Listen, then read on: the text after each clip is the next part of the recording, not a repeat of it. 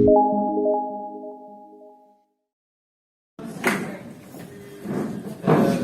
للشاس على فكره من الحاجات المهمه غير الكارديولوجي بالمره.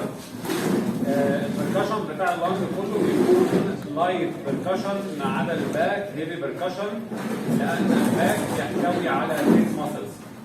البركشن بتاع اللانج بيبقى لايت بركشن، الا الباك بيبقى هيفي بركشن لانه يحتوي على ثيك ماسلز. لما اعمل بركشن لايت بركشن رفع بالصباع بتبقى خفيفه مش من بعيد. كده كده اي بركشن بنحرك الريست. لما ترفع صباعك مسافه كبيره وتخبط بقوه يبقى اسمه هيفي بركشن. الهيفي بركشن ده يتحس ويتسمع، يسمعه الاخرون. اظن انا بعمل بركشن في الكارديولوجي كنت بسمعكم، يبقى الهيفي بركشن يسمع. الهيفي بركشن بعمله عشان اجيب ديب ستراكشر. يعني مثلا الابر بوردر اوف ليفر ده حاجه ايه؟ ديب، يعني حتى البوردرز اوف هارت كلها بتبقى ديب لان اللنج فوقيها. اما اللايت بركشن الخبطه بتبقى رفيعه، خبطه خفيفه، رفعه الصباع حاجه بسيطه، بجيب بيها سوبرفيشال ستراكشر ويحس ولا يسمع. اللايت بركشن يحس ولا يسمع. انا بخبط كده احساسي بالحاجه دي فاضيه ولا مليانه. عشان كده ايه من الاخطاء الوحشه دي تعمل بركشن تقول لهم بس بقى يا جماعه انا مش سامع، لا اتكلموا يا جماعه وانت لازم تحس. او مثلا ايه تيجي طالبه مشهوره جدا في البنات تعمل بركشن تحط صباعها كده تنزل ودنها كده. اسمعي تقول لي بسمع البركشن، حاجه اسمها البركشن احساس. البركشن ايه؟ احساس. يعني ايه احساس؟ انا حاسس بالحاجه دي فاضيه ولا مليانه؟ الحاجه دي فيها هواء ولا حاجه سوليد؟ فاهمني ولا لا؟ يبقى البركشن احساس. نورمال لانج فيها هواء، لما اعمل لها لايت بركشن تبقى ريزونانت.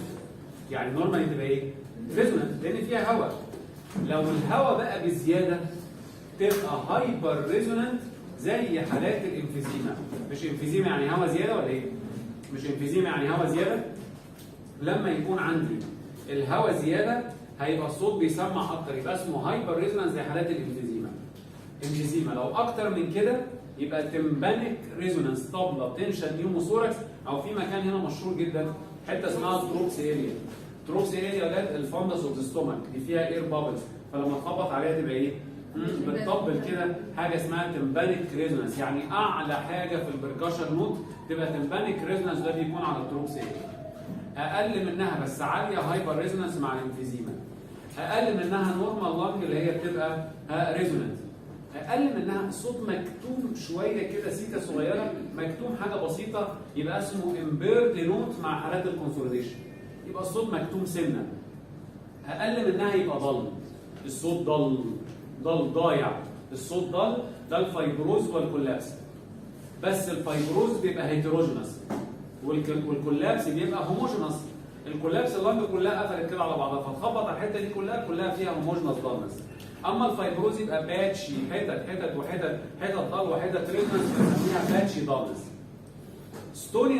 ستوني ضلنس ده بيحصل مع البلورال افيوجن. وركز معايا، لو في ميه في البلوره الصوت مكتوم جدا. هقول لك حاجه، لو عندي بالونه ومليتها ميه، بالونه ومليانه ميه وجيت تخبط عليها، اخبار الصوت ايه يا ولاد؟ مكتوم جدا، ضايع جدا. عشان كده يبقى اسمها ستوني ضلنس. يبقى احنا اعلى حاجه تمبانيك ريزونانس، هايبر ريزونانس، امبيرد نوت، ضلنس، وستوني ضلنس. دول انواع البركشن. بس على فكره دي حاجه حتى انت عارف النجار بيروح يخبط كده على الخشب يعرف اذا كان هو خشب ده سميك ولا حاجه ثين. مثلا يعني الراجل بتاع البطيخ بيعمل ايه في البطيخه؟ يقعد يخبط لما ترن تبقى مستويه كده ومرمله وجميله، لما تبقى ضال يبقى لسه ما استوتش. انت ازاي تشتري بطيخه؟ ازاي البطيخه؟ لازم تحط فيه كالوري. لو بترن، لو والله مش بهزر، لو بترن ده حلوه. فاهماني ولا لا كده؟ معاكم دكاتره فمش احنا الشرع بني ادمين يعني. ايه البطيخه بالنسبه لنا؟ لكن لما تبقى ضل بصوت مكتوم دي مش مستويه. فاهماني ولا لا؟ طيب لازم تمشي ايدك على هذا الاحساس وتعرف تميز الريزونانس من الضل. انا مش بقول لك التفاصيل بتاعه الريزونانس والتفاصيل بتاعه الضل، انا عايزك تقول لي ريزونانت ولا ضل، ريزونانت ولا ضل، مش صعب. طيب لما نيجي نعمل بركشن للضل، بعمل بركشن للفرونت واللاترال والباك. الكلاسيكال بركشن in all areas in all spaces by comparison. يعني باجي في الميد لاين دي عظمه، بصوا عليا كده شويه، بصوا عليا بخبط بعد كده حاجه اسمها باراسترنال لاين، كلافيكل انفرا وهكذا. بعد كده ميد كلافيكولر. والله ماشي كده، فاهماني؟ لغايه لما اجي لللنج. بعد كده انتيور اكسيلري، ميد اكسيلري، بوستيور اكسيلري، سكابولار وبارا فيرتبرال وميد لاين من ورا. تقول لي احنا هنقضي عمرنا كله بركشن. عشان كده ولاد محدش بيعمل كده. عملوا طريقه للطلبه. هنعمل في الفرونت لاين واحد، وفي الاكسيلري لاين واحد، وفي الباك لاين واحد. هاجي في الفرونت في الميد كلافيكولار لاين. الكلافيكل دي عظمه بضرب هنا مباشره وهنا مباشره. اي عظمه بعملها ايه؟ دايركت بركشن. مره بنت في الزهراء الدولي دخلت تعمل بركشن في الكلافيكل عملت كده. ضربت على صباعها من 5 سنين، البنت دي مش لاقيها لغايه دلوقتي. ايوه ذا موست مالجنت ستاف، الست على الست، فاهماني ولا لا؟ عملت بركشن ازاي؟ بس هو القاعده بتقول ايه؟ لما تخبط على عظمه تخبط ازاي؟ تخبط ازاي؟ يبقى الخبط مش هتجيب الاسترنم. هو نفس الكلام، يبقى اي عظمه لازم اخبط عليها. دايركت بركشن. خلاص كده؟ الدايركت لما اكون في السبيس انا مش بخبط، انا بحط صباعي، انتوا فاهمين بقى؟ بحط صباعي في السبيس. همشي كلافيكولار انفرا كلافيكولار سكند ثيرد وهكذا. وانا ماشي سبيس باي سبيس. وانا ماشي في اليمين في الميد كلافيكولار، الشمال في الميد كلافيكولار، ممكن اجي اطلع بره شويه عند الرابع والخامس وارد تاني.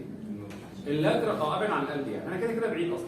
خليه يرفع ايده لفوق، وباجي في الميد اكسيلري، اول سبيس في الاكسيلر 4 مع 4 5 6 لغايه لما اوصل للليفر. بعد كده بعد العين ويربع، دايما انا بعمل الباك يكون مربع. وهو مربع الاسكابولا بالباك. هعمل بركشن فوقيها وبينها وتحتها. فاهمني ولا لا؟ بعمل بركشن في كل حته، طبعا محتاج مننا تريننج وهنعمله ان شاء الله.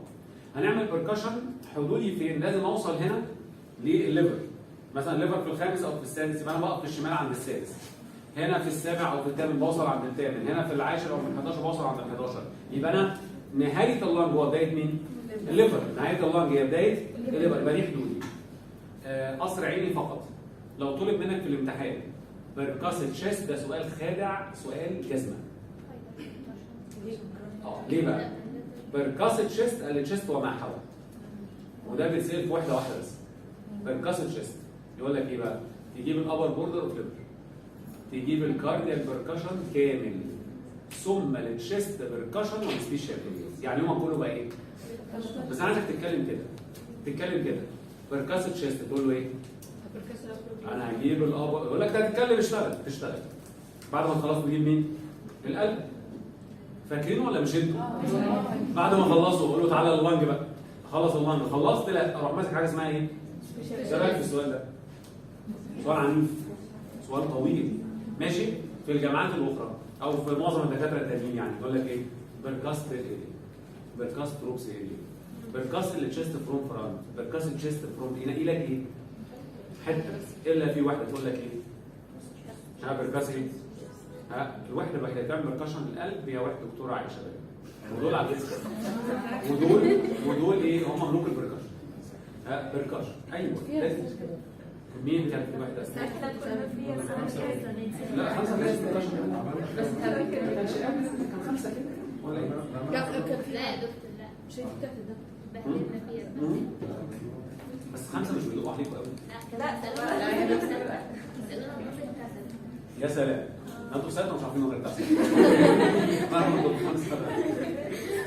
طيب اهم من اللانج بركشن في سبيشال اريا صفحه تاريخيه. 3 سبيشال ارياز. على فكره انا ماشي على السكيم بتاعي بركشن الايه؟ اللانج وسبيشال ارياز. بين اريا تروبس اريا كورنز استوس. بين اريا اوف ذا تشيست اريا اوف هارت نوت كفرد باي لانج. اريا اوف هارت نوت كفرد باي لانج تيشو. لو ادي الرايت لانج اهي، دكاتره خليكم معايا شويه. وادي الليفت لانج اهي. في السبيس الرابع والخامس على الناحيه الشمال ما بين الليفت باراسترنال لاين وبين الليفت بوردر اوف ستيرنم والباراسترنال لاين في حاجه اسمها بير اريا. ركزوا كده معايا. الحته دي حته من القلب مش متغطيه باللانج. ديفينيشن بير اريا الجزء المكشوف. اريا اوف هارت نوت كفرد باي لانج تيشو موجوده في الناحيه الشمال. الليفت فورس وفيبس هطلعها ازاي؟ ادي الاسترنال انجل، يبقى دي السكند الثيرد الفورس والفيبس اهو. من الليفت بوردر اوف ستيرنم لغايه الباراسترنال لاين. ايه الباراسترنال لاين؟ ميد واي ما بين الليفت بوردر اوف ستيرنم والميد كلافيكولار. يبقى هذا المكان حته من القلب. لما اجي اعمل لها بركشن من بره لجوه كده ينفع؟ ومن فوق لتحت ينفع. يعني كده ينفع وكده ينفع. بص عليا باجي كده وادخل عليك او اجي كده كده صح وكده صح، الاثنين صح. اهم حاجه باجي من الريزونانس على الضغط. مش دي حته من القلب يا ولاد؟ المفروض ان فيها دم، فلما اخبط عليها كده ايه؟ تبقى ضغط. فانا هاجي من بره لجوه وادخل عليه وادخل عليه. هاجي من الريزونانس الاقي هنا في ضغط، او اجي من فوق من الريزونانس انزل على الضغط. فهمت ولا لا؟ ودي حته من القلب مش متغطيه باللانج تيشو. بعمل لها لايت بركشن، ما تعملش ديب. لو عملت ديب بركشن انت بتجيب القلب من تحت كده كده. مش احنا قلنا عايزين، انا عايز اجيب الايه؟ اللانج. اصل مرات اللانج تكبر في حالات انفيزيما. لما اللانج تكبر كده او تكبر كده تعمل انكروشمنت على مين؟ يعني عملت زحف على البريك اريا. and it is the surest sign for emphysema. دخلت على عيان صدره منفوخ، فالدكتور قال لك حالتك ايه؟ تقول له سي او بي دي. يقول لك يعني ايه؟ تقول له يعني كورونيك اوبستراكتيف برونكايتس وانفيزيما. يقول لك تعرف ازاي ان عنده انفيزيما؟ تقول له في بارل شيفت تشيست. يقول لك مش كفايه، عايز ذا شورست ساين. تقول له اعمل بركشن للبير اريا. يقول لك يعني ايه بير اريا؟ تقول له اريا اوف هارت نوت كفرد باي لانج. مش يقول لك فين مكانها؟ تقول له في الليفت فورث اند فيفث انتركوستال سبيسز فروم ليفت بوردر اوف ذا ستيرنم تو ذا ليفت بارسترنال لاين. يقول لك اعمل لها بركشن. اعد، لازم اعد، لازم اعد قدام الانسان. سكند، ثيرد، فورث، فيفث. سؤال من بره لجوه لاين بركشن. تلاقيها ريزونانت. ريزونانت ات از ذا شورست ساين فور انفيزيما قولا واحدا. تبصم بالعشره ان الحاله فيها ما فيهاش هزار. فهمتوني ولا لا؟ على فكره لو في ليفت سايد النيوموثوركس يعمل كده برضه، لكن الانفيزيما طبعا هي الاشهر. النيوموثوركس ده ليه حاجات ثانيه كتير يعني. يا عندي سؤال عكسي. في سؤال عكسي. مش دي المساحه بتاعتها؟ هل ممكن مساحتها تكبر؟ ايوه شاطرين. لو الليفت لانج دي كولابسد او فايبروتيك يبقى المساحه المكشوفه ايه؟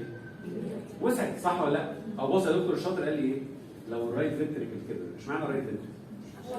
هو البوست لو عندي بريكارديال افيوجن هنكتب جنب بير اريا. والله العظيم سؤال اهم سؤال في التشست كله اكزامن بير اريا. ايه رايك بقى؟ اهم سؤال على الاطلاق بحذافيرها.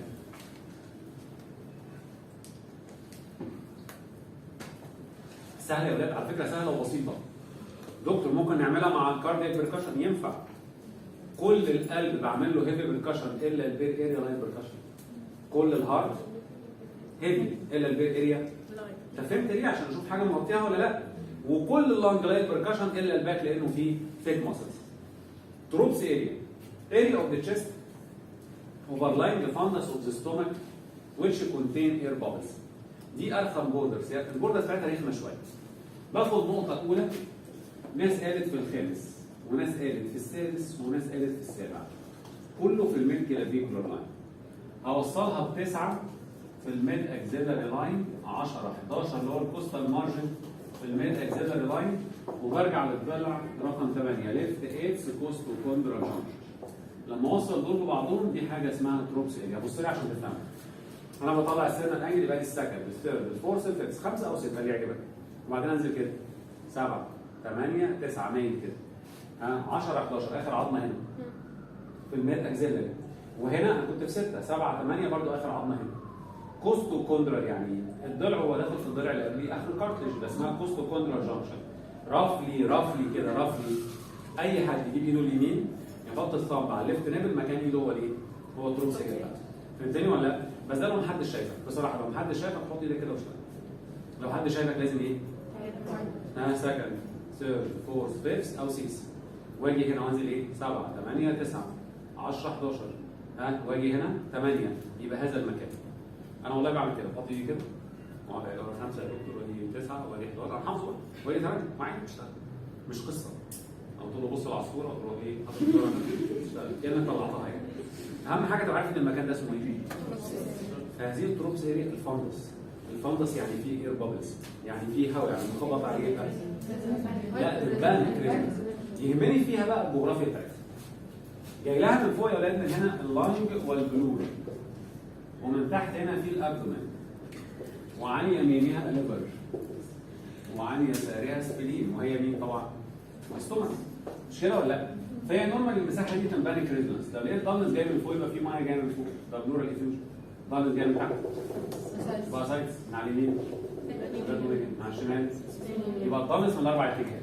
من فوق بلورال افيوجن تتقال كده، ومن تحت اسايتس، من على اليمين هيباتوميجن، من على الشمال فلينوميجن. لو قال لك وايه كمان؟ تقول له ماس تيومر، كولي فلاور ماس وجاستريك كارسينوما تيومر وفالش. لو قال لك وايه كمان؟ تقول له فول ستومك، يعني واحد واكل فول تانك. وطبعا حتى لو حد واكل الفندس بيكون فاضي. بس نعمل الاكل احنا مش كده؟ يعني كله هيتملي. فبالتالي بس انا بلغز منكم بحاجه. ايه اللي يعمل دانس على التروبس ايه؟ غلط. ما ينفعش ده اول حاجه، ده اخر حاجه. اول حاجه اقولها ايه؟ من فوق من تحت يمين شمال وخد نفس وايه كمان؟ ماس وايه كمان؟ فول استومك. اتفهمت ولا لا؟ عندي سؤال عكسي. هل ممكن المساحه بتاعتها توسع؟ توسع من فوق عن اللوبكتومي او فايبروز او كل ده. توسع من ناحيه اليمين شرونج من ناحيه الشمال. دي مهمه عن الاسبرينكتومي من كل الاتجاهات لو في عندي دايليتد ستوب. التروبس هي مشتركه ما بين التشست والابدومين. تسيل في التشست ماشي وتسيل في الابدومين ما يضرش. طبعا انا ممكن اجي احدد مكانها واجي في النص واطلع واروح كده وكده في الاربع اتجاهات، او بحط في ناس تحط صواعقها وتخبط على كل الصوابع. يعني كل حد يعملها بطريقه، احنا هنتعلم الطريقه الحلوه ونشتغلها كلها سهله. فيها مشكله التروبس ايه؟ طيب الاريا الثالثه اسمها كرونيك اسمها اللي هو الحته دي. الحته دي التجويف ده اللي هو اريا اوف ذا تشيست اوفرلاينج ايبكس اوف لانج، الحته بتاعت الايبكس. ده الايبكس اهو. هنا كده في الكلام ورا في الترابيزيوس وميديال روت اوف ذا نيك، ودي بوردرز ما تاكلش عيش، ما يحبوهاش. لما تقول الكلافيكل وده اللي احنا هنشتغله اصلا، كلافيكل وترابيزيوس، ترابيزيوس مصل وروت اوف ذا نيك، لكن هو بيحبوا دايما عظم يعني. ركزوا عشان حاجه دي رخمه شويه. anteriorly medial 2/3 of the clavicle وبحط نقطه. posteriorly medial 1/3 of the spine of the scapula وبحط نقطه. من قدام medial 2/3 of the clavicle وبحط نقطه. من ورا medial 1/3 of the spine of the scapula وبحط نقطه. لما اوصل النقطه دي بالنقطه دي يبقى اسمه lateral border. يبقى النقطه اللي قدام فين؟ الجنكشن ما بين التلتين والتلت. ومن ورا الجنكشن ما بين التلت والتلتين اوصلهم بعض يبقى اسمه ايه؟ طيب الروت اوف ذا نيك من الاسترنو كلافيكولار لغايه ترانسفيرس بروسيس اوف سي 7. سي 7 اللي هو العظمه البارزه بعد نفس عدتك. لو جيت وصلتها للاسترنو كلافيكولار ده اسمه روت اوف ذا نيك. تيجي تقف من ورا العيان تعمل لها بركشن من جوه البطن. المفروض الحته دي هواء. انا جاي من الضل ريزمس. الحته دي هواء فيها هواء. ده الايبكس.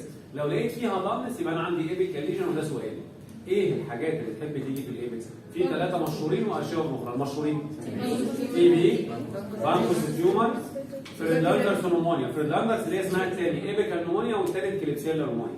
يبقى فريدلاندرز نمونيا اللي هي ايبيكال وكليبسيلا نفس المعنى. ولو في ثيكنينج في البلورا، لو في عندي فايبروزس في الايبكس، كلها حاجات ربما تؤدي الى ايه؟ ربما تؤدي الى ضلس على الكورونيك ديزم.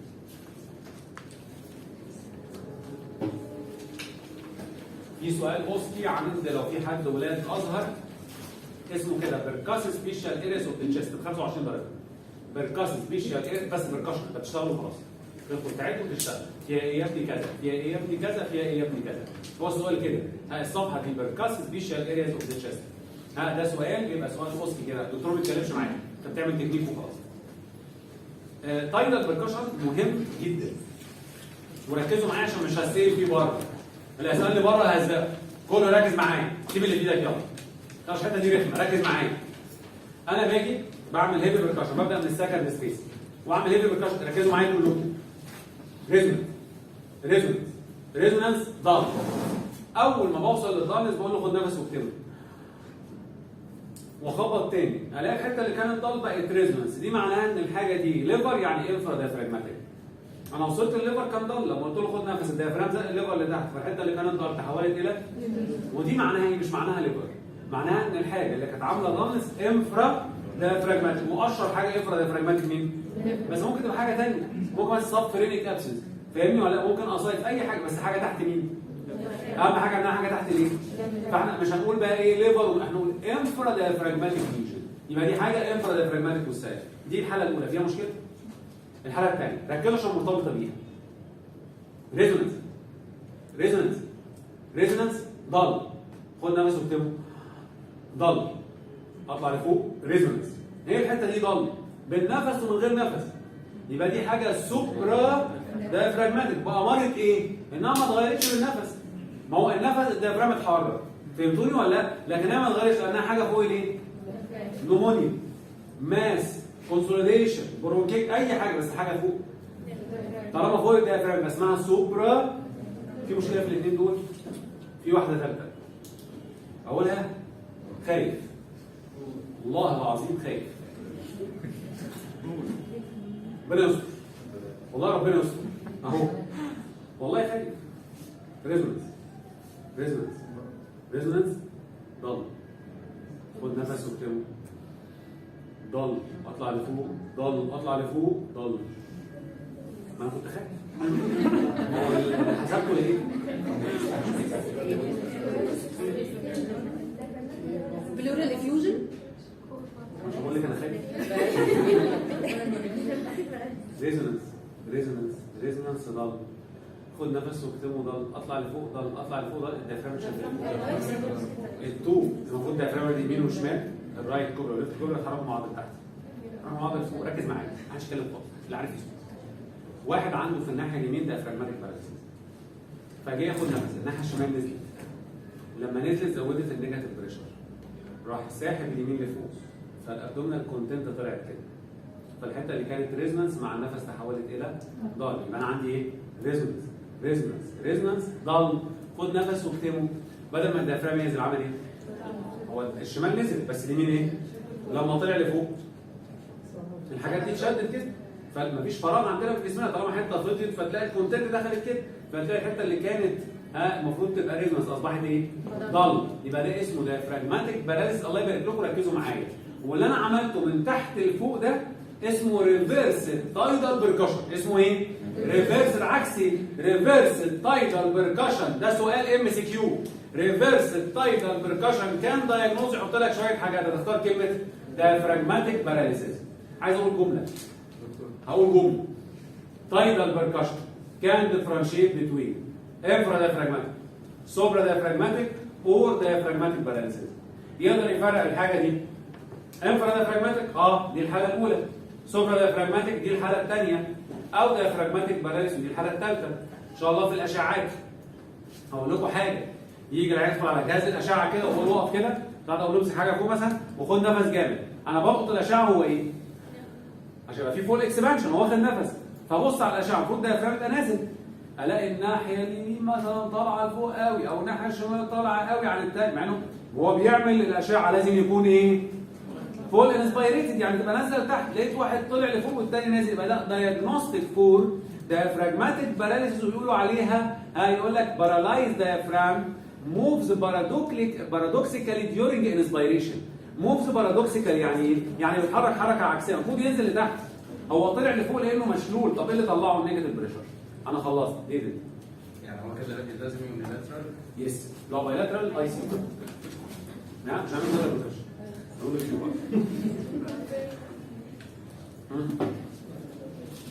انا خلصت. اقولها تاني؟ يعني لا انا خلاص الحته دي. اطمن ولا ايه؟ تاني؟ من اول فين؟ كله ولا ايه؟ عناية لو ما مطلوب مني. ريزونانس ضل، خد نفس واكتبه. بقى ريزونانس، قولي بقى ده ايه؟ انفرا ديافراجماتيك، ودي سهله زي الليفري. ريزونانس ضل، خد نفس واكتبه. ضل اطلع لفوق، ريزونانس هي الحته دي بس اللي ضل، يبقى دي حاجه فوق الايه؟ سوبر ديافراجماتيك. سهل؟ التالتة دي الخوفات. ريزونانس ضل، خد نفس واكتبه. ضل اطلع لفوق، ضل يبقى ديافرام اتشد كده، يبقى اسمها ديافراجماتيك باراليسيس. ماشي يا اولاد؟ ده اسمه تايدال بيركشن. سؤال شهير، اعمل لي تايدال بيركشن يا ابني. احنا بنعمله في حاله الكارديولوجي هذا يعني. مش كده ولا ايه؟ عشان ان هو ليفر وخلاص، انفرا ديافراجماتيك اللي هو النورمال يعني، اللي هو فيه ليفر. فهمتوا؟ لكن النورمال لازم تقعد تشتغل. شفت الجدانس مش عايزه من مره اشطب عليه اصلا. اتلدق اتلدق. هناخده في الاسايتس لكن مش في التشيست. انا عارف. دكاتره مين يرزع لي جمله كده؟ عايز اسمع جمله كده. عايز اعمل كومنت على البركشن في حاله سيو بي. دي جمله حلوه قوي. ايوه. هايبر ريزونانت تشيست with encroachment on bare area. سهله؟ هايبر ريزونانت تشيست صح؟ لان الهواء بقى ايه؟ ودخلنا على مين كمان؟ with encroachment on bare area. يبقى الكومنت كده في حالات الايه؟ في حالات الاستثناء. واحد عنده فايبرولس في اللنج اليمين. يبقى البركشن بتاعي هيتروجينس دامس. هيتروجينس دامس. واحد عنده بلورال انفيوجن في الناحيه الشمال يبقى بيزل ستوني دامس. حد فاهم حاجه؟ مش هنعمل الاستوما ده عشان نركب عليها ولا ايه؟ فاحنا عايزين نركب عليها. طيب قبل ما ادخل على الاسكالتيشن عندي كلمتين. الكلمه الاولى انا عندي انسبيريشن واكسبيريشن. النورمال ماسل فور انسبيريشن هما الديافرام والانتركوستال. عشان تاخد نفس الديافرام هو اهم عضله بينزل لتحت فيزود النيجاتيف بريشر يدخل الهواء فانت بتاخد نفس ويساعده ساعات الانتركوستال ماسل. اما الاكسبيريشن از باسيف. الاكسبيريشن بيبقى باسيف كل عضله بترجع لطبيعتها. يعني يجي الدكتور يقول لك مين يبني الماسل اوف انسبيريشن؟ تقول له الديافرام. يقول لك ومين كمان؟ تقول له الانتركوستال. يقول لك طب مين يبني الماسل اوف اكسبيريشن؟ تقول له بطل هبل مفيش. هو الاكسبيريشن ايه؟ مفهوم الحته دي ولا لا؟ لكن لو كان عندي ريسبيراتوري ديستريس بيكون في عضلات بتساعد في الانسبيريشن غير اللي احنا عارفينهم وعضلات بتساعد في الاكسبيريشن ما تشتغلش غير مع الاكسبيريشن. ده في الريسبيراتوري ديستريس اسمها اكسسوارز يعني عضلات ايه؟ مساعده. العضلات المساعده دي مع الانسبيريشن العضلات اللي بتتغذى. تعرفوا حاجه عم شغالين بطن عارفين تعرفوا حاجه اسمها سباينال بارتس اوف اكسسوري بيغذي مين؟ خلاص الترابيزيوس والسترنوماسويد. ها الترابيزيوس والسترنوماسويد دول بيساعدوا في ايه؟ اكتب جنبهم كده اكتب جنبهم سباينال بارت اوف اكسسوري. دول بتوع السباينال بارت اوف اكسسوري. وتحت السترنوماسويد في عضله كده صغيره اسمها سكاليني ماسل بتساعدهم هي كمان. لكن ترابيزيوس والسترنوماسويد على فكره ام سي كيو. الاكسبيريشن لاتيسمس دورساي و سيريتاس انتيريور والابدومينال ماسلز حتى الشفايف بيرسنج ليبس. شايف الان بيجي بالازرق دي؟ بيرسنج ليبس تو انكريز انترا برونكيال بريشر كيبنج بيتنت اللاي. مش الكلام ده غلط؟ مش الكلام ده؟ احنا مش مكتوبه خالص البيرسنج كان مكتوبه هناك يعني احنا قلناها اصلا. طيب طب بص الحته دي بس الله يبارك بصوا لي بس شويه. انا يا اولاد عندي سي او بي. قولوا لي بعد الشهر يا دكتور ولا حاجه. يا ساتر عليك هو عندي بروكس لازمه جاي يوريجن اتاك. فانا قاعد في المستشفى ما اعرفش انام على السرير. عندي بقى لما بنام كده صدري منفوخ جدا فالبريشر بيزيد فاكرين؟ فاقوم اتخنق فتاني قاعد يا اما حاطط كرسي قدام عمال اعمل كده يا اما حاطط ايدي كده عمال اعمل كده. بس انا بشغل كده لاتيسمس دورساي فاهماني ولا لا؟ وسيريتاس انتيريور كمان. ولا عنده سي او بي دي وبروكيا انا مش عارف يخلص. مشكلته في الاكسبيريشن فبيقعد القعده دي. قالوا عليها تراي بود بوزيشن بتاعت بوزر. تراي بود بوزيشن ليها صوره في اللابلاب. ايوه دي صفحه كام؟ 85. العين اللي قاعد في الاي سي يو ده عنده ريسبيراتوري ستريس. القعده دي يا اولاد القعده دي مشغل ايه؟ اكسسوارز. يبقى بيشغل عضلات عشان يخرج الهواء. هو مش عارف يخرج بسهوله. تقول لي مش هو باسف في الظروف العاديه. لكن لو كان عنده اوبستراكتيف اير واي ديزيز لازم يشغل ايه؟ لازم يشغل اكسسوارز. لما تدخل تلاقيه قاعد القعده دي ده سيفير ريسبيراتوري. انتوا عارفين الصوره اللي في الكتاب واحد في الاي سي يو والله. ده اي سي يو. فاهميني ولا لا؟ يعني واضح ان الحاله خطيره وخطيره جدا. ما تستهونش من قعده العيان. قعده العيان مهمه. ربما يكون جاي لك وقاعد في الاستقبال واخد المنظر ده تحدثه بسرعه في المستشفى. ده ما يروحش. ما ينفعش يروح. فهمتوني ولا لا؟ مع السيفير برونكيال ازمه وحالات السي او بي دي. الحته بتاعت الاكسسوارز مهمه. الحته بتاعت الاكسسوري ماسلز مهمه عشان بيلعبك فيها كام سي كيو. انا دلوقتي عايز الهواء ده. انا مع الانسبيريشن بوسع الاير واي، مع الاكسبيريشن بضيقه. ايه رايك ان هو ضيق؟ فانا مع الانسبيريشن بوسعه شويه ومع الاكسبيريشن بضيق الاير واي اللي هو ضيق. فانا عايز عضلات تضغط على الالفيولاي عشان تخرج الهواء. بشغل لاتيسمس دورساي. لما انا بسند ايديا كده قدامي او بعلقها على حاجه يبقى انا بشغل لاتيسمس دورساي. فهمتيني ولا لا؟ يبقى انا بعمل فورسد كونتراكشن لهذه العضله فبطرد الهواء بره. خلاص؟ مالي كده؟ قولي فاهم. طيب لما يجي لك مريض تشست تعرف ازاي هو كومبنسيت ولا لا؟ قول نعمل اي بي جي مكتوب عندك كده حته تايب 1 يبقى عنده هايبوكسيا بس، تايب 2 يبقى عنده هايبوكسيا او هايبركابنيا. تعالى بقى لموضوعنا. ايه هو موضوعنا؟ ما اجمل ان تكون منظما. اجمل حاجه في الدنيا كان حد منظم وانت بتتكلم. فاتفقنا انسبكشن انا بمشي بالسيستم ده، بالبيشن بالسيستم ده، بيركشن. على فكره احنا بيتريقوا علينا الدكاتره اللي ما يعرفوش يشرحوا يقول لك بتوع الكورسات بيحفظوه واحنا بنحفظه. احفظ السيستم، احفظ الطريقه وامشي بيها، احنا اللي بنحفظ يا ولاد. انت اشتغل كده مش هتنسى حاجه، لكن كلمه من الشرق وكلمه من الغرب والله العظيم انت محصل اي حاجه. نفسي تروح تعمل الاسطمبه دي قدامك وتجربها في كل ما تذاكر مره تقول اللوكال لوحدك. الاوسكالتيشن اعمل كده، هعلق على الاير انتري، دخول الهواء وخروج الهواء. دخول الهواء عامل ايه؟ البريث ساوند دي كلمه مهمه عايز اقولها النهارده، ثم اديشنال ساوندز وقلنا اوريدي فوكال ريزونانس. كلمه اير انتري دخول وخروج الهواء.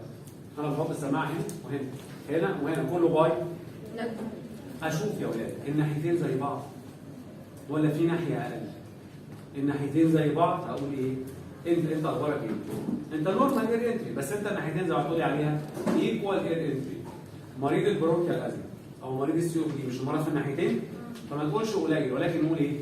ايكوال اير انتري.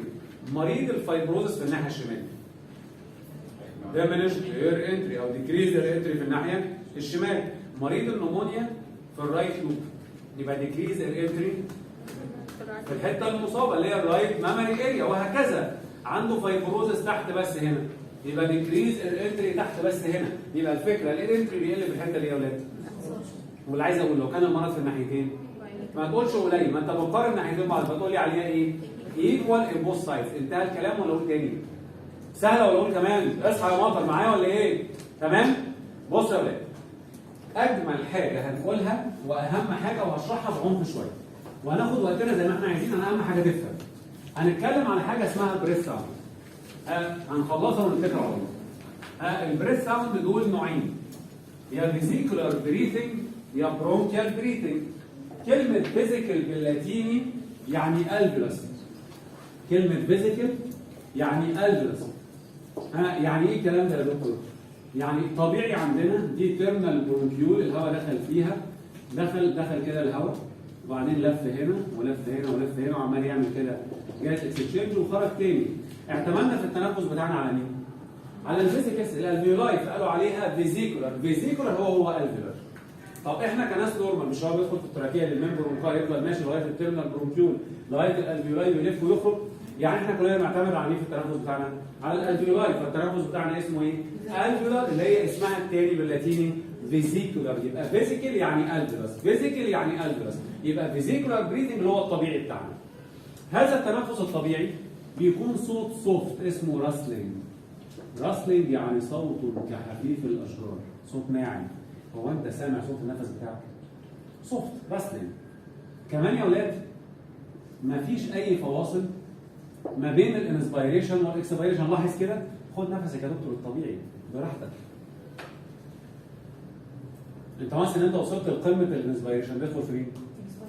انت ممكن توقف براحتك، لكن لو انت بطبيعتك انسبيريشن ثم الهواء دخل لم يتوقف، وقف ما وقفش. كمان لاحظ حاجه، خد نفس يا دكتور، هتلاقي ان الانسبيريشن عندك طويل والاكسبيريشن صغير. الانسبيريشن تو اكسبيريشن 3 or 4 to 1. يعني مده الانسبيريشن اطول من بنسبه 3 او بنسبه 4 إلى 1. حد عارف ليه؟ عشان حاجتين، الانسبيريشن اكتف والاكسبيريشن باسف. يعني المجهود في مين؟ والاكسبيريشن حاجه باسف، كل عضله بترجع لمكانها فمش محتاج مجهود. الحاجه الثانيه الفيولاي ار تندد تو كولابس، عايزه تقفل. انا بقول لكم اكزامبل مش هتنسوه ابدا. البالونه، اديت كل واحد منكم بالونه بتاعت اطفال، قلت لكم انفخوا بتاعكم بره حاجه، قلت لكم انفخوا على الاخر، فانت نفخت البالونه تقعد تتعب وانت بتنفخ، وبعضكم اصلا ما يعرفش ينفخها وجيب حد ينفخها، فاهمني ولا لا؟ تقعد تنفخ فيها تاخد دقيقتين على ما تكبرها. لو قلت لك فضي البالونه هتعمل ايه؟ هتعمل اي حاجه؟ هي هتفضي، انت نفختها في دقيقتين، هي فضت في نص دقيقه. هتفهم حاجه؟ كذلك الالفيولاي بتاعتنا، انفخ الالفيولاي فضي الالفيولاي. فهمتوني ولا لا؟ يبقى المجهود اكتر مع مين؟ لكن الاكسبيريشن باسف. وكمان اللي بيخلي الهواء يخرج بسرعه بسرعه بسرعه بسرعه ان الالفيولاي عايزه ايه يا ولاد؟ يعني ايه تنزل تاكل؟ فيها الاستيك تنزل تاكل، عايز تقفل بسرعه، قفل بسرعه قفل. ده انت لما بتدخل هواء ده رغم عنها، ده عكس ارادتها. الالفيولاي بطبيعتها عايزه ايه يا ولاد؟ انت عارف يا دكتور لولا البلورال ساك، وده موضوع بعدين يعني، لولا البلورال ساك في نيجاتيف بريشر بيسحب الالفيولاي كان زمان قفلت. فهمتوني ولا لا؟ عشان كده في عندنا شويه ريزيدوال فوليوم قاعدين هنتكلم عليها بعدين. خليك معايا دلوقتي. يبقى نورمال بريث ساوند عندنا كلنا اسمه ايه؟ فيزيكولار بريثنج. ايه مواصفاته؟ صوت راسلينج. مفيش جاب ما بين الانسبيريشن والاكسبيريشن. الانسبيريشن طويل والاكسبيريشن صغير. لو حد حصل له برونكيال ازمه ديورنج الاتاك او سي او بي دي على طول بقى الاير واي بتاعه ضيق، اصبح التنفس بتاعه حاجه اسمها فيزيكولار بريثنج with prolonged expiration والكاركتر بتاعته هارش. فيزيكولار بريثنج with prolonged expiration. فاكر لما نفخت البالون؟ بعد ما نفختها قلت لك فضيها، بس وانت بتفضيها ضيق الفتحه بتاعتها. ايه اللي هيحصل؟ هتاخد وقت طويل وهي بتفضي، تعمل صوت صفاره، تعمل ويزز. فهمتوني ولا لا؟ نفس الفكره. ايه الفكره؟ واحد عنده برونكيال ازمه فالاير واي ضيق اثناء الاتاك. اللي عنده سي او بي دي على طول الاير واي مع الانسبيريشن بيحاول ان هو يفتح، فالهواء بيدخل مع الانسبيريشن بيضيق الاير واي اللي هو اساسا فده الهواء ايه؟ ياخد وقت كتير، وطالما الهواء بيخرج من حته ضيقه يعمل صوت صفاره. فدايما الويزس في حالات السي او بي دي والبرونكيال ازمه اثناء الاكسبيريشن. هذا النوع من التنفس اسمه فيزيكولار بريثنج ويز برولونج اكسبيريشن. كانوا زمان يا ولاد يقولوا عليه هارش. هو فعلا الكاركتر بتاعته هارش. هما زمان كانوا يقولوا ايه؟ هارش فيزيكولار، الكلمه دي غلط. هو اسمه فيزيكولار بريثنج ويز برولونج اكسبيريشن والكاركتر بتاعته هارش. انا لما بقول فيزيكولار بريثنج ويز برولونج اكسبيريشن بتكلم عن الديوريشن. لما اقول هارش دي الكاركتر. انت عارف يا دكتور الدنيا هواء اهو بره وانت فاتح الشباك على الاخر. ما انتش سامع صوت الهواء او سامعه بسيط. لو انت جيت قفلت الشباك وسبت حته زيك كده رفيع، حته صغيره مفتوحه، تسمع صوت ايه؟ الصواريخ داخله منه. فهمتوني ولا لا؟ نفس الفكره. كل ما يكون الاير واي ضيق كل ما الصوت يبقى علم يا دكتور. التنفس في الكبار فيزيكولار بريثنج، في الاطفال هارش فيزيكولار بريثنج. الاطفال الدايمتر بتاعهم بيبقى ايه؟ خلصت ولا قلت ايه؟ سهله الحته دي يا ولاد؟ فيها اي مشكله لغايه دلوقتي؟ بصوا بقى عشان اللي جاي مبني عليها. ما راي حضراتكم لو كانت التيرنال برونكيول اهي وادي الالفيولاس اهي، بس الالفيولاس اوت اوف فانكشن، فالهواء دخل كده وقف هنا قال اعمل ايه مش عارف يكمل، عمل شويه جاز اكسشينج هنا ولف ورجع تاني. هذا النوع من التنفس اسمه برونكيال بريثنج. يبقى البرونكيال بريثنج اعتمدنا على مين؟ اعتمدنا على مين؟ على البرونكيولز، فاصبح التنفس هنا اسمه ايه؟ برونكيال. وهذا البرونكيال بريثنج يا دكاتره يحصل نورمالي على التراكيه ويحصل ابنورمالي مع 3 سيز. تراكيه ايه؟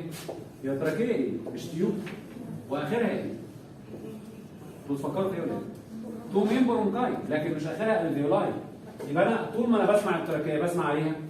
يعني المكان الطبيعي اللي نسمع فيه برونكيال بريثنج عندنا هو مين؟ هو التراكيه لانها ايه؟ تيوب واخرها برونكاي مش الفيولاي. فهمتوني ولا لا؟ اسمعها ابنورمالي مع 3 سيز وروق كده دماغك وركز. واحد كونسوليديشن يعني ايه؟ يعني الالفيولاي مليانه بص ودم وصديد وبتاع وبلاوي وكرات دم بيضة ومليانه كل يعني هي مش شغاله. فانا اعتمدت على مين؟ على البرونكيولز. الاحتمال الثاني في السهاد ثاني سي كولابس وذ ايبيتنت والله معبره كولابس وذ ايبيتنت برونكال. كولابس عن الالفيولاي ايه؟ والهواء دخل فين؟ وخرج من ايه؟ يبقى نوع التنفس ايه؟ برونكال. نمره 3 كافيتي، الهواء دخل في كافيتي وخرج من الكافيتي. مفيش الفيولاي، كافيتي كانه كافيتي. فاهمني ولا لا؟ مفيش حاجه هتكولابس وتخرج. هذا النوع من التنفس اسمه برونكيال بريثنج. يحصل نورمالي على التراكيه وابنورمالي مع 3 سيز. ما مواصفات هذا البرونكيال بريثنج؟ اولا يبقى صوت هولو كانك بتنفخ في تيوب، هولو تخين شويه في جاب. مش الهواء وقف هنا قال لك اعمل ايه دي خدت وقت. الوقت ده اسمه ايه؟ جاب. الاكسبيريشن تقريبا قد الانسبيريشن او اطول منه سيكه صغيره. هو زي الهواء ما دخل زي ما ايه؟ ما خرج. بس كل ما هنالك ان هو بيخرج الاير واي بيضيق شويه ممكن يطول سنه صغيره، لكن غالبا الاثنين قد بعض. ما مواصفات البرونكيال بريثنج؟ صوت هولو في جاب. الاكسبيريشن اطول من او يساوي الانسبيريشن. وهقول لك صفاتين كمان. اميز ازاي ان المكان ده فيه برونكيال بريثنج؟ قول لي هولو وفي جاب واكسبيريشن اطول من او يساوي الانسبيريشن. وزي الصوت اللي انا سامعه على التراكيه. لو الصوت اللي هنا زي اللي انا سامعه هنا يبقى اللي هنا برونكيال ولا ايه يا ولاد؟ اقول لكم من الاخر يا ولاد، اقول لكم من الاخر، احلف ازاي ان المكان ده فيه برونكيال. اخلي المريض يقول 5 4 بشويش اللي هي ويسبرنج. هي لو سمعت الويسبرنج يبقى المكان ده فيه حاجه من الفريزنج، يبقى هذا النوع من التنفس. ففي قاعده بتقول ايه؟ تو كونفيرم برونكيال بريثنج اعمل حاجتين. كومبير وذ تراكيا اند دو ويسبرنج الكتروني. وانا بقول لك يا ولاد الويسبرنج ما بيكذبش. الويسبرنج ما بيكذبش. الويسبرنج ما بيكذبش. ماشي يا ولاد؟ هتفهم حاجه؟ هتفهم حاجه؟ الويسبرنج ده يفك لك تواصل. انت ممكن في ناس بتعمل ايه؟ يمشي على الشيست كله كله كله كله كله كله كله ويسبرنج. الحته اللي يسمع فيها ويسبرنج يقول لك بس ستوب خد نفس، الحته اللي فيها برونك كده عندي حاجه من الستريسيز. انتوا بتقولوا ايه؟ ماشي يا ولاد؟ في امتحان الدكتوراه كانوا عايزين يسقطونا. ايوه بدي كورسات بقى وشاورني حد وبطلت في الاسم واخد بالك؟ طلعوا نسقطوا. فجابوا لي حاله، خدوا لي في اوضه كده لوحدي، مكتبه معزوله عن العالم كله، ودخلوا لي حاله وقالوا لي ربع ساعه تخلص العيان ده وبعدين تمتحن. طب الحاله ايه؟ قالوا لي دكتور انا بقول لك الحاله ايه؟ مفيش حاجه، يبقى عندك العيان واشتغل معاه مالناش دعوه. فجيت افحص العيان، فانا قلت حاله تشيست، عملت انسبكشن بالبيشن بالكشن وسكوتيشن. المهم انا بعمل سكوتيشن، انا بسمع بالطريقه دي، كل ما احط اقول له 4 كل حاجه سامعها، كل ويسبرنج، وش وجنب وظهر وكل حاجه، فاهمني؟ بعدين احط ايدي على العين مش سخن. يا عم انت محبوس في العين، قلت بقى برونكو رومانيا ولا حاجه وبتاع وكده، ما كونسوليشن في كل حته. قال لي لا. قلت له طيب انت محبوس ليه؟ قال لي قبل ما اتكلمش معاك. قلت له يا عم وظيفتك بقى؟ قال لي ما فيش كده. مسلطينه عليا. ما فيش 10 دقايق دخل عليا ايه بقى الحاشيه اللي هو الشكل اللي هيمحنوني. الكلام ده من 13 سنه. داخلين يمتحنوني. خلصت، قلت له لسه ما خلصتش. قال لي طب انت العين بتاعك عنده ايه؟ مش لازم تخلص. انا كده ساقط يعني. خلص. انا ده روسي. حالتك ايه؟ قلت لهم والله العظيم زي ما بقول لكم كده والله بضحك عليك. قلت لهم حالتي فيها مالتيبل كافيتس سراوندد باي كونسوليديشن. حد فاهم حاجه؟ انا قلت كونسوليديشن مش مع العين مش سخن مش توكسيك يعني. قلت كل ايه كل نفسي راجع على الناحيتين ده. فما تنفعش غير كافيتس. فانا قلت لهم مالتيبل كافيتس سراوندد باي كونسوليديشن. بصوا لبعض. قالوا لي انت مين اللي غششك الحاجه؟ قلت لهم والله ما حد غششني. قالوا انت شفت السي دي بتاعته مش عارف؟ قلت لهم والله اول مره اشوفها. فاهمين حاجه ولا لا؟ هم سقطوني برضه، فاهمين ولا ايه؟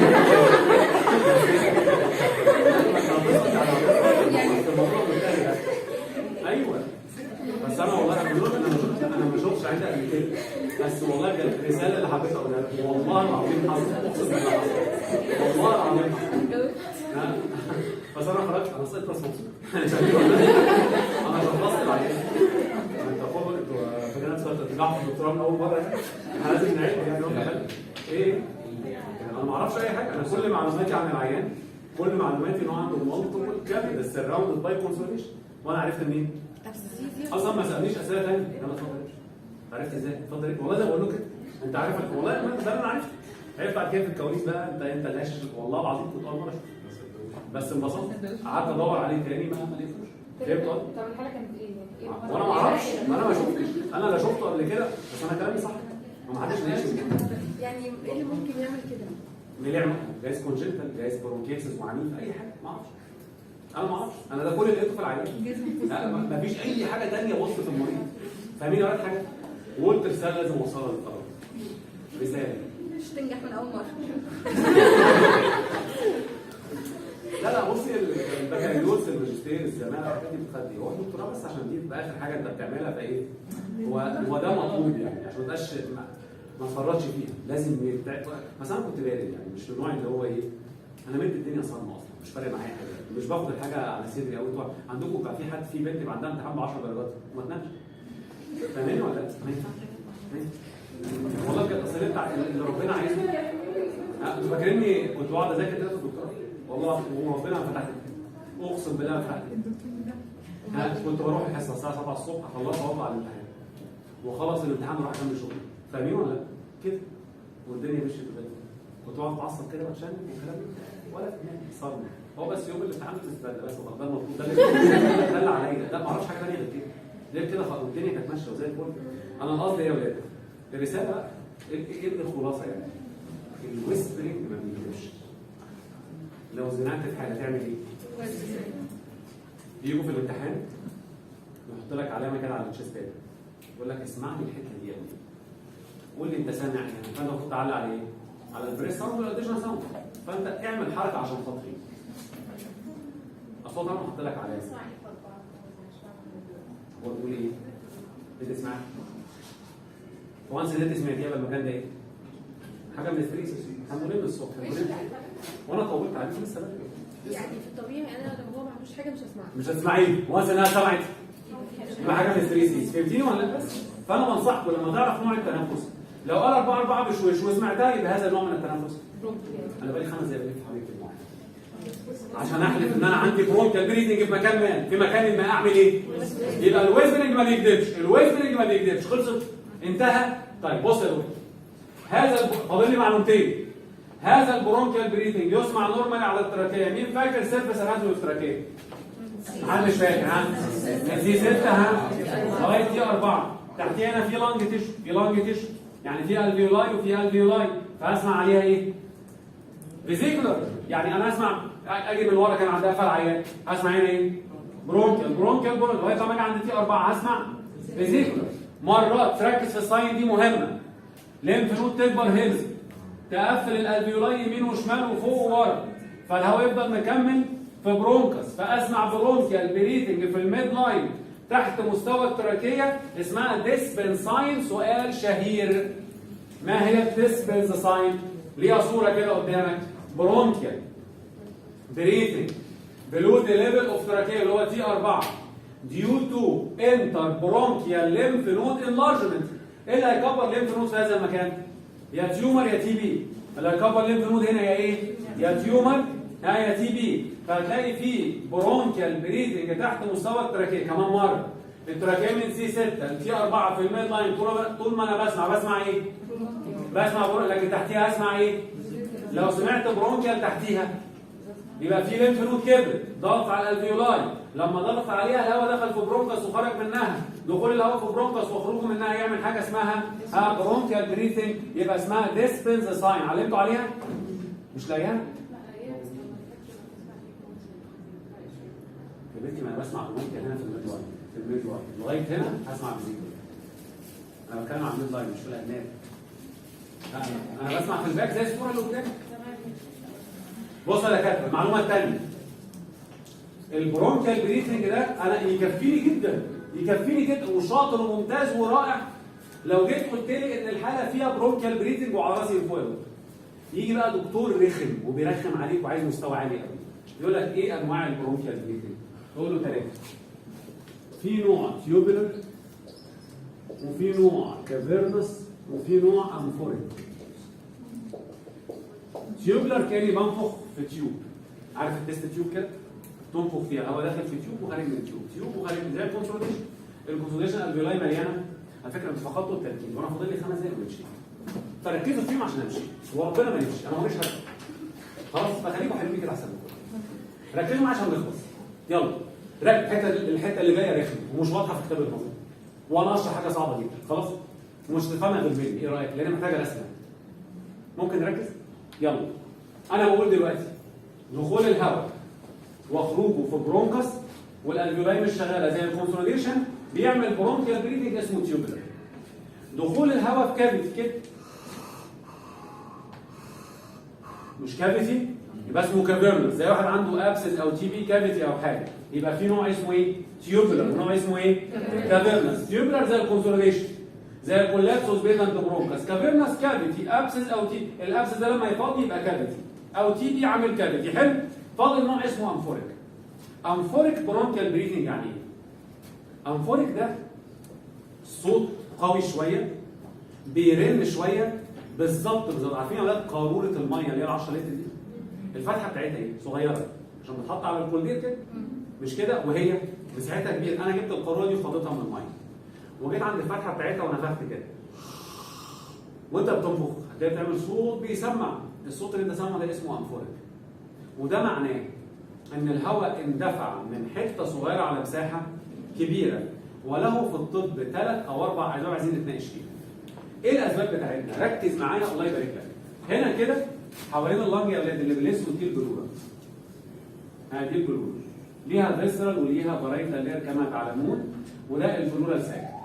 دي البرونكس، المنظر ده انتوا عارفينه. البرونكس اهي بتتقسم كده صح؟ يلا مين يشرح لي المنظر ده؟ ايوه برونكو بلورال. يلا عايزين نعيش اللحظه دي. يلا عيش اللحظه دي. خد نفس. الهواء ماشي كده كده كده كده، جه من حته صغيره على مساحه ايه؟ يعمل نوع من التنفس اسمه انفوري. ده تبع مين؟ هل في قلب لايت؟ يبقى ده مش فيزيك. فهمتوني ولا لا؟ وده داخل في مين؟ في برونكاس وبرونكال. بس نوع البرونكال هنا ايه؟ لان الشرط اللي احنا قلناه تطبق ان انا جاي من فتحه صغيره على مساحه، يبقى المساحه الكبيره عندنا هي مين؟ هي البلوره الساكن. فهمت الحته دي؟ ده اول حاجه. ثاني حاجه هنا كده يا اولاد في عضله. في عضلات كده صح؟ في نيوموثوركس، في حاجه اسمها كلوزد نيوموثوركس واوبن نيوموثوركس وتنشن نيوموثوركس. كلوزد يعني ادرس ربشره شويه هواء صغيرين حصل لهم ابزوربشن ولا كده اي حاجه وده سهل ومش عايزينه ومحدش بيحس بيه. اوبن نيوموثوركس واحده حبت تقتل جوزها، فهو نايم كده فات راح جايب السكينه من المطبخ ما ماتش، الخايبه ما عملش نور. ليه؟ اقول له عملت كده وطلعت، عملت كده وطلعت، حلو كده. ايه اللي حصل؟ ركزوا معايا الله يبارك لكم. راح فاتحه كده، عملت فتحه من بره وفتحه في البلوره وفتحه في البرونكس. الفتحه اللي في البرونكس وفي البلوره قدام بعض. لما طلعت بالسكينه راحت العضله اللي هنا عامله سبازم قفلت. اصبح الكونكشن من الداخل. كلكم فاكرين ان الكونكشن في النيوموثوركس من الخارج وده غلط. الكونكشن منين؟ ايه اللي بيحصل؟ الفتحه دي قدام دي صح؟ ده اسمه اوبن نيوموثوركس. ركز معايا اثناء الانسبيريشن. هو بياخد كده كده يملى مين؟ اثناء الانسبيريشن هو بياخد تاني. انا عندي شاهدين، الشاهد الاول مش لو جاي من حته صغيره على مساحه كبيره يعمل برونكل بس نوعه ايه؟ انفوري. الشاهد الثاني يا اولاد مش الهواء عمال يدخل ويخرج يدخل ويخرج. هل اللنج بيحصل لها كولابس؟ عشان كده جوزها ما ماتش. كيف تقتلين زوجك؟ كيف تقتلين زوجك؟ مش هو نايم وهو واقف واجيب له وراه لابس السكينه كده كده بزاويه وانت فيها لفه كده جوه فاهمه؟ بزاويه. ليه بقى؟ دي بتاعت الناس البروفيشنال. ازاي يعني يا ولاد؟ لما السكينه دخلت كده عملت فتحه في البلوره وفتحه في البرونكس مش قدام بعض. عملت فتحه في البرونكس هنا. عملت فتحه في البلوره هنا. قول لي ايه يعني؟ ولا احنا فاهمين اي حاجه؟ انا عارف انه مش فاهمين. ده طبيعي متوقع يعني. اثناء الانسبيريشن هيجي الهواء هوبا كده كده كده يعدي كده، بس المهم مش بيعدي من فتحه صغيره على مساحه كده. ده انفوري بس خلينا مش موضوعنا بقى. دلوقتي الهواء جه دخل كده اثناء الانسبيريشن فمال مين؟ البلون. اثناء الانسبيريشن بص دي بتلزق هنا مش مبروك دي بتلزق هنا ودي بتلزق هنا. فاهم حاجه؟ فالهواء ما بيخرجش يجي ياخد نفس يدخل بعدين. طب هو لما عمال يدخل هواء في البلوره ما بيخرجش ايه اللي يحصل في اللنج؟ تكولابس. مالك الفتحتين مش قدام بعض. لما يكونوا مش قدام بعض يجي الهواء يعدي كده كده كده ويدخل هنا. وبعدين لما يجي يخرج دي بتقابل دي ودي بتقابل دي فدي. يبقى يقول لك acts as a valve. يسمح بمرور الهواء للبلوره ولا يسمح؟ هو يعني ايه صمام يا ولاد؟ يعني هو يعني ايه فيس كده؟ رايح جاي فهمتوني ولا لا؟ انا هنا ايه اللي حصل؟ فالف يعني الهواء عمال يدخل في مين؟ في البلوره وما بيخرجش يدخل في البلوره بيحصل مشكلتين. المشكله الاولى ان اللنج اللي عندها المشكله دي بقت كولابسز وبعدين البلوره عماله تتملي قوي تروح زقه القلب على اللنج الثاني فاللنج الثاني هتكولابس يموت. كيف تقتلين زوجك؟ اخلي الفتحه اللي في البلوره مش قدام الفتحه اللي في البرونكس فبالتالي تشتغل كانها فالف. اما لو خليت الفتحتين قدام بعض الخبطه اللي هي عموديه الاثنين هيبقوا قدام بعض الهواء هيدخل ويخرج مش هيموت وهينتقم منك. عشان كده بصي اللي يضرب هي ضربه واحده ضربه معلم. عشان كده بقول البروفيشنال القاتل المسجل الخطر اللي هو السفاح يعرف هي ضربه واحده هي خبطه واحده وخلاص. فاهمني ولا لا؟ يقول لك واحد ده خد 30 خبطه وما ماشي ما هو خد اي كلام. يبقى الفكره كلها هي خبطه واحده قاتله تؤدي الى تنشن نيوموثوركس. دكتور الخلاصه امفوريك بريسنج في الطب له 4 اسباب. بس قولوا لي فاهمين ولا لا؟ برونكو بلورال فيستولا، اوبن نيوموثوركس، اوبن نيوموثوركس. ايوه ما هي برونكو بلورال فيستولا. فيها ظلمه. انتوا هتجننوني ليه؟ دكاتره اللي عنده البرونكو بلورال فيستولا زي الاوبن نيوموثوركس بالظبط اللي هو بيدخل. طيب تنشن نيوموثوركس طبعا. او لو واحد عنده بيت عنده كافيتي كبير. لو في كافيتي كبير ممكن اسمع عليه برضه ايه؟ امفوريك. الخلاصه ما انواع البرونكيال بريسنج؟ ها انواع البرونكيوبيلر كونسوليشن كافيرنس كافيتي ها امفوريك. ما اسباب الامفوريك؟ 4 برونكو بلورال فيستولا، اوبن نيوموثوركس، تنشن نيوموثوركس، ولو واحد عنده بيج كافيتي. فهمت ولا لا؟ يبقى احنا عندنا البريث ساوند يا فيزيكولار بريثنج يا فيزيكولار برولونجد اكسبيريشن يا برونكيال بريثنج، والبرونكيال بتتقسم داخليا الى 3 انواع. طبعا انت اللي هيجي لك برونكو بلورال فيستولا في الامتحان ولا هيجي لك تنشن ولا اوبن نيوموثوركس، لكن دي مهمه جدا في النظري. هتسمع كلمه امفوريك وبقابل لي ده فهمتها. فهمت يعني ايه امفوريك؟ فهمت يعني ايه كلمه امفوريك؟ نشوفكم الاسبوع اللي جاي على خير. سلام.